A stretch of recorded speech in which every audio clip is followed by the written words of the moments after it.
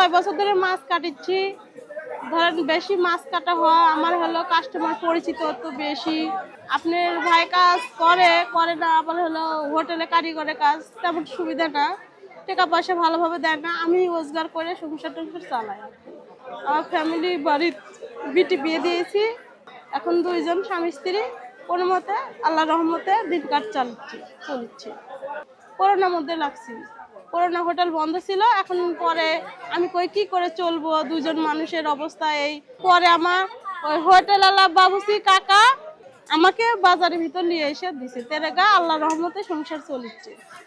হয় কম বেশি, কতদিন 300 400 500 200 150 লোক বুঝে, মানুষ বুঝে, মাছ বুঝে, এরকম।